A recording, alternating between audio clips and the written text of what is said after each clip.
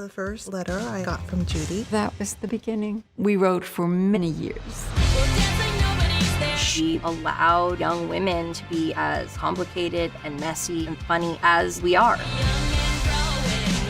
I had that recognition of, I trust you, and wherever you're going, I'm down to come with you. I don't think that Judy Blume wrote her books to be timeless. I think she wrote her books to be timely, and they were so timely that they became timeless.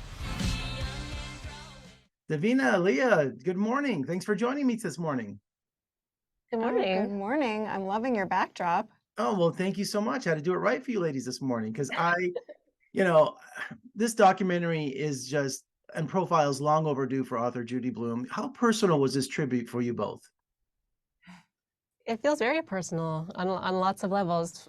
For me, I grew up a real bookworm and just loved Judy Blume. I can remember where I sat when I read Judy Blume books. It was like a crevice between a wall and a chair instead of sitting on the chair. Those moments are so visceral when you're a kid, I think, and they really stay with you. Her books were everything for me. I felt like they were always there. I don't remember what the first one was, but I just remember them always being there. I'm Generation X, so I grew up more with S.E. Hinton more than Judy Blume. But I clearly know the influence she had on girls and teenagers, especially in my junior high days. Every girl had "Are You There, God? It's Me, Margaret." I mean, I looked around, everyone had at school.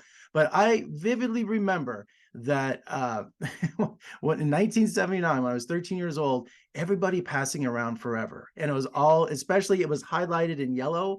And I mean, I remember taking that home, and I haven't read that book in over 40 years. And I remember specific stories, characters' names, situations. I mean, I was hiding that under my mattress when I got home. Funny, because that's the only Judy Blume book that I never read growing up. It's the only one, and I feel like someone must have been hiding it from me. Why was no one passing it around at my school? It must not have been in the library. Oh man, it's crazy. It was crazy. But tell me about how you got Judy Blume to open up and discuss her life and career. Was she on board from the start for this documentary?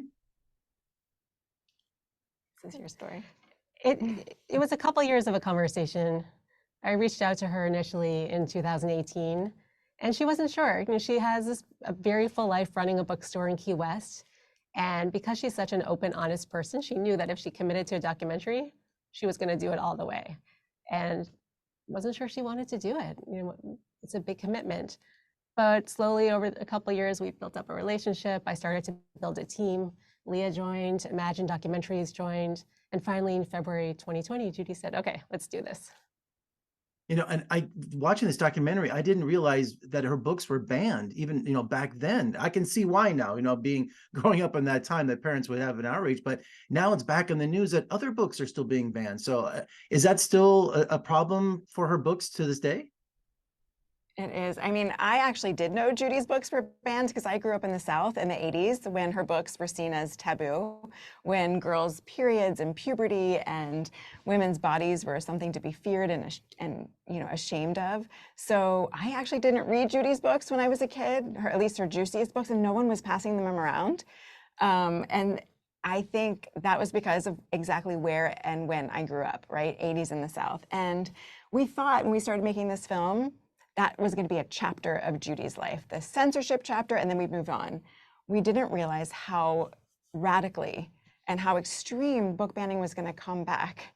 Right now, in 2023, it is sort of taking over the country. We can't believe how many communities throughout the US are challenging Judy's books, but not just Judy's books. The authors' books who are challenged today are more likely authors who are Black and brown, who are writing characters who are Black and brown, authors who are queer or trans, writing characters who are queer or trans. Those are the books that are really being challenged in schools and in libraries. And I couldn't believe the correspondence that kids would write to Judy over the years. She's kept every letter. They couldn't talk to their parents, but they talked to Judy. It almost brought me to tears. It was just an amazing experience. That correspondence is something that we always knew we wanted to bring into the film. The connection that Judy has to her readers is unlike any other author. Kids felt like she understood them more than their parents did, more than their friends did. And she was like their guardian angel, their fairy godmother. So they started reaching out to her pretty much as soon as Are You There, God? It's Me, Margaret was published. And sometimes she would get thousands of letters in 1 month. And she wrote back. That was the That was the really exceptional thing about Judy's relationship with her readers. She wrote back, she opened up to them and her letters back. And, you know, we were so lucky that Judy introduced us to two of the women who reached out to her over decades. Well, ladies, congratulations, and especially for giving me memories I haven't thought of in over 40 years. You know, I forgot what a force she was in literature and to teenagers, and this is an amazing documentary. And thank you so much for your time, and best of luck. Thank you. Thanks for having us. Thank you.